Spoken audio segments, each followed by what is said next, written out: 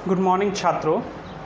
तो हम लोग चैप्टर नंबर 8 पढ़ रहे थे, जो कि है पदार्थों का भौतिक एवं रासायनिक गुण, the physical and chemical properties of matter. इसके अंतर्गत हमने सर्वप्रथम देखा था मेंडलीव का पीरियोडिक टेबल, उसके बाद हमने देखा आधुनिक पीरियोडिक टेबल। आधुनिक पीरियोडिक टेबल में हमने कुछ लास्ट क्लास में मुख्य बिंदुएं पढ़े थे। आज उस मुख्य बिंदुओं को आगे बढ़ाते हुए हम लोग दो और मुख्य बातें इस पीरियोडिक टेबल के तत्वों के बारे में देखेंगे, जो कि ये पहला देखो, हम लोग ने इससे पहले क्लास में क्या देखा था? हमने देखा था इससे पहले क्लास में कि पहला जो ग्रुप था उसको एल्कली मेटल बोला जाता था, उसके बाद वाले को एल्कलाइन अर्थ मेटल बोला जाता था। फिर हमने देखा था कि हैलोजन ग्रुप कौन सा था, ठीक है, ये सब हमने देखा था। आज हम लोग जो देखेंगे वो है वर्ग 1, 2, 13, 14, 15, 16। तो जो टोटल हमारे जो ग्रुप्स थे आधुनिक पीरियोडिक टेबल में, उनमें जो ग्रुप नंबर 1 है, इसको वर्ग या समूह भी बोला जाता है।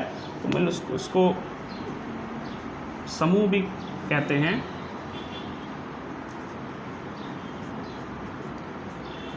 तो हम लोग अगर वर्ग 1, 2, 13, 14, 15, 16 देखें तो इनको बोला जाता है सामान्य तत्व, नॉर्मल एलिमेंट्स। ये नॉर्मल एलिमेंट्स है, सामान्य तत्व है, ठीक है। क्यों? क्योंकि इनके आखिरी कक्ष में, जो आखिरी कक्ष है, जो लास्ट शेल है, जो ऑर्बिटल है, लास्ट ऑर्बिटल या लास्ट कक्ष जो है वह पार्शियली फिल्ड है, मतलब वो अपूर्ण है, ठीक है। या तो उसमें अगर 2 इलेक्ट्रॉन होना चाहिए तो उसमें 1 इलेक्ट्रॉन है, इस प्रकार से, ठीक है। नेक्स्ट जो वर्ग है, समूह है, ये है ग्रुप नंबर 3, 4, 5, 6, 7, 8, 9 और 10। ये जो एलिमेंट्स हैं इनको बुलाया जाता है संक्रमण एलिमेंट या ट्रांजिशन एलिमेंट। संक्रमण में मतलब क्यों बोला जाता है इनको ट्रांजिशन एलिमेंट? क्योंकि इनका जो आखिरी कक्ष है, आखिरी के 2 कक्ष पार्शियली फिल्ड है। इसके नॉर्मल एलिमेंट्स का आखिरी का एक ही कक्ष है जिसमें जो नंबर ऑफ इलेक्ट्रॉन है वो कम होता है, जबकि ट्रांजिशन एलिमेंट्स में या संक्रमण तत्वों में इनका जो आखिरी का 2 कक्ष में है उनमें नंबर ऑफ इलेक्ट्रॉन कम होता है। ये ज़्यादातर डी ऑर्बिटल एलिमेंट्स होते हैं। ये सब तुम लोग हायर क्लास में अगर साइंस लेके पढ़ोगे तो वहाँ पे और अच्छे से समझोगे, लेकिन फिलहाल क्लास 10 के लिए इतना जान लो कि इनके आखिरी के जो 2 कक्ष है वो अपूर्ण रहते हैं। तो ये 2 मुख्य बिंदु तुम लोग ऐड कर लेना। लास्ट क्लास में जो की पॉइंट्स बताए गए थे, कुछ मुख्य बिंदुएं बताई गई थी आधुनिक पीरियोडिक टेबल के बारे में। आज हम लोग आधुनिक पीरियोडिक टेबल में तत्वों के जो ट्रेंड है, तत्वों का जो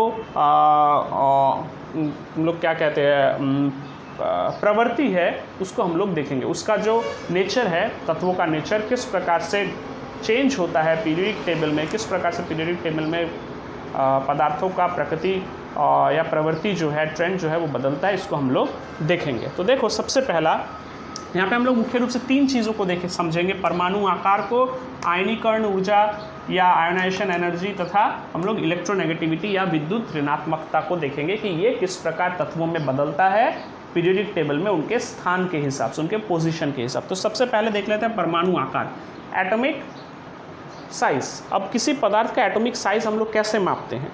अगर मान लो ये एक एटम है, ये एक परमाणु है, इसके बीच में क्या है? इसका केंद्र है।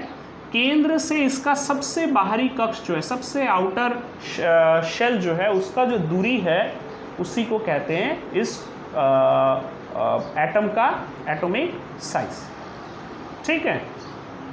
लेकिन इसको मापना थोड़ा दिक्कत होता है, इसलिए हम लोग क्या करते हैं, सुविधा हेतु किसी तत्व में 2 परमाणु जो होते हैं, किसी तत्व के तत्वों के जो 2 परमाणु, मान लो एक आयरन है, आयरन का एक टुकड़ा है, उसके अंदर जो उसके 2 सबसे करीबी परमाणु हैं, उनके केंद्र का बीच का जो दूरी है, इस दूरी को ही मान लिया जाता है उसका एटॉमिक साइज, ठीक है।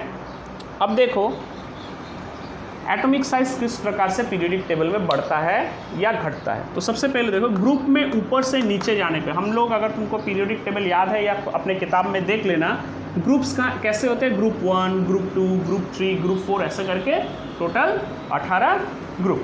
तो अगर हम लोग ग्रुप से ऊपर से नीचे की ओर जाए, हम लोग ऊपर से नीचे की ओर अगर आ रहे हैं, इस प्रकार से आ रहे हैं, तो परमाणु का आकार जो है वो बढ़ने लगेगा। मतलब ऊपर जैसे हाइड्रोजन है, तो हाइड्रोजन का आकार सबसे छोटा, और उसके नीचे हम लोग जैसे चले आएंगे, जितने नीचे चले आएंगे उनका परमाणु का आकार उतना ही बढ़ता जाएगा। पीरियड में लेफ्ट से राइट, हम लोग का पीरियड किस तरफ होता था यहाँ पे, फर्स्ट पीरियड, सेकंड, थर्ड, ऐसे टोटल 7 पीरियड है।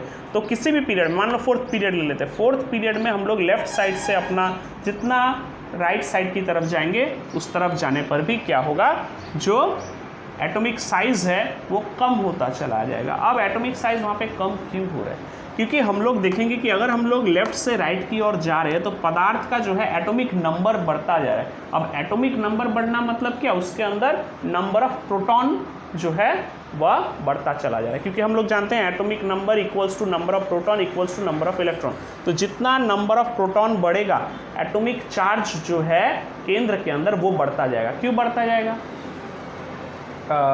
क्योंकि हम लोग जानते हैं जो न्यूट्रॉन है वो न्यूट्रल चार्ज होता है, उसका कोई आवेश नहीं होता है, लेकिन प्रोटॉन का पॉजिटिव आवेश होता है। तो जितना एटॉमिक नंबर बढ़ेगा, जितना हम लोग यहाँ पे Z बढ़ रहा है, एटॉमिक नंबर बढ़ने का मतलब क्या है, एटॉमिक नंबर बढ़ने का मतलब है Z, एटॉमिक नंबर बढ़ने का मतलब है नंबर ऑफ प्रोटॉन भी बढ़ता चलाएगा। तो जितना नंबर ऑफ प्रोटॉन बढ़ेगा उतना पॉजिटिव आवेश जो है बढ़ता जाएगा। तो आवेश बढ़ने के कारण जो बाहर का इलेक्ट्रॉन है, जो नेगेटिवली आवेश वाला है, वह उनके ऊपर उतना ही ज़्यादा प्रभाव डालेगा एवं उनका शेल जो है उतना ही करीब, या बाहरी इलेक्ट्रॉन जो है वो उतना ही मजबूती से या उतना ही करीबी तरीके से केंद्र के साथ जुड़ा हुआ रहेगा। तो उसका आकार जो है वो छोटा होता जाएगा। तो इस चीज़ को ध्यान देना है कि जाने ऊपर से नीचे जाने पर वृद्धि हो रहा है और लेफ्ट से राइट जाने पर ये कम रहा है। अब चले आते हैं आयनीकरण में। आयनीकरण क्या चीज़ है, आयनीकरण जो है वह किसी एटम का, किसी तत्व के एटम का जो बाहरी कक्ष में इलेक्ट्रॉन है, उन इलेक्ट्रॉनों को उस अपने कक्ष से निकालने के लिए जो ऊर्जा का ज़रूरत है उसी को आयनीकरण कहते हैं। जैसे ऑक्सीजन है, ऑक्सीजन का हम लोग अगर एक इलेक्ट्रॉन निकाल लेते हैं तो क्या हो जाएगा, O+ हो जाएगा, ठीक है। उसमें एक इलेक्ट्रॉन का कमी है, अर्थात वह पॉजिटिवली चार्ज हो जाएगा या पॉजिटिव आवेश बन जाएगा। तो किसी भी तत्व के परमाणु को आयनीकृत करना मतलब उसका इलेक्ट्रॉन को उसके अंदर जो उस परमाणु का जो कक्षों में इलेक्ट्रॉन है, उन बाहरी कक्षों के इलेक्ट्रॉन को बाहर निकालना। जितना इलेक्ट्रॉन निकालते जाएंगे उतना ही वो पॉजिटिवली चार्ज होता जाएगा। तो ये आयनीकरण किन बातों पर निर्भर करता है, ध्यान दो। जितना बड़ा परमाणु उतना ही बाह्य इलेक्ट्रॉन पर कम प्रभाव, जितना परमाणु का साइज़ बड़ा होगा उतना ही नंबर ऑफ एटॉमिक नंबर बढ़ने से नंबर ऑफ इलेक्ट्रॉन बढ़ता चला जाएगा, उतना ही उसका कक्षों का संख्या भी बढ़ता चला जाएगा। तो जितना बड़ा कक्ष होगा उतना, या जितना बाहरी परमाणु के केंद्र से जितना बाहरी कक्ष की ओर इलेक्ट्रॉन स्थित होगा उतना ही परमाणु का केंद्र का या प्रोटॉन का आवेश या जो आवेश है उसका प्रभाव उस इलेक्ट्रॉन पर उतना ही कम होगा, ठीक है। तो उतना ही उसका आयनीकरण ऊर्जा भी कम होगा। क्यों, जितना वो दूर स्थित है उतना उसके ऊपर केंद्र से उसका प्रभाव कम है, अर्थात उतना ही आसानी से हम लोग उसको, उतना ही आसानी मतलब कम ऊर्जा, उतना ही कम ऊर्जा देके हम लोग उस इलेक्ट्रॉन को उसके कक्ष से हटा सकते हैं। तो आयनीकरण कम हो जाएगा। तो जितना बड़ा परमाणु तत्व का परमाणु संख्या होगा उतना ही बड़ा उसका आकार होगा और उतना ही कम प्रभाव रहेगा, कम ऊर्जा के साथ वो इलेक्ट्रॉन बंधा हुआ रहेगा केंद्र के साथ, इसलिए उसको उतने आसानी से हम लोग निकाल सकते हैं, इसलिए उसका आयनीकरण ऊर्जा कम है। जितना ज़्यादा नाभिकीय आवेश होगा, जितना पॉजिटिव आवेश केंद्र का जो नंबर ऑफ प्रोटॉन है जितना ज़्यादा होगा उतना ही आयनीकरण ऊर्जा जो होगा वो ज़्यादा लगेगा। क्यों, उतना ही मुश्किल होगा उस बाहरी कक्ष के इलेक्ट्रॉन को बाहर निकालना, क्योंकि उसके ऊपर बहुत प्रबल नाभिकीय आवेश के साथ उसको केंद्र की ओर खींचे हुए रखा गया। तो जितना ज़्यादा नाभिकीय आवेश होगा उतना ही ज़्यादा आयनीकरण ऊर्जा होगा। फिर से मैं बता रहा हूँ, परमाणु का आकार जितना बड़ा होगा आयनीकरण ऊर्जा उतना कम होगा।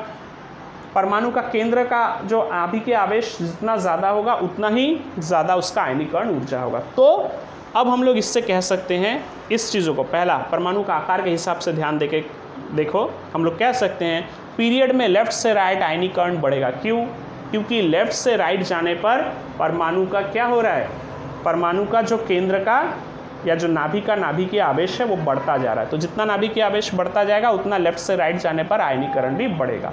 ठीक उसका उल्टा ग्रुप में, वर्ग में या समूह में अगर हम लोग ऊपर से नीचे आए तो ऊपर से नीचे आने पर क्या हो रहा है, परमाणु में परमाणु का आकार क्या हो रहा है, बढ़ता चला जा रहा है। तो जितना परमाणु का आकार बढ़ेगा, अभी अभी मैंने कहा, उतना ही बाहरी इलेक्ट्रॉन पे प्रभाव कम होगा और उतना ही आयनीकरण कम होगा। ठीक है, ध्यान से सुनना, ये चीज़ के साथ, ये परमाणु आकार के साथ ये दोनों रिलेटेड है। ठीक है, अब देखो इलेक्ट्रोनेगेटिविटी। इलेक्ट्रोनेगेटिविटी किसे कहते हैं? किसी तत्व के दो परमाणु आपस में जब अपने इलेक्ट्रॉन को, बाह्य कक्ष के इलेक्ट्रॉन को साझा करते हैं, शेयर करते हैं, वो उसका इलेक्ट्रोनेगेटिव टेंडेंसी कहलाता है। ठीक है, अब देखो ऊपर में ग्रुप में ऊपर से नीचे जाने पर इलेक्ट्रोनेगेटिविटी कम हो जाएगा। अगर हम लोग ग्रुप से ऊपर से नीचे की ओर आ रहे हैं, तो ऊपर से नीचे की ओर आने पर क्या हो रहा है, परमाणु का आकार बढ़ता जा रहा है। और परमाणु का आकार बढ़ना मतलब उसके बाह्य इलेक्ट्रॉन पे उतना ही कम प्रभाव होना।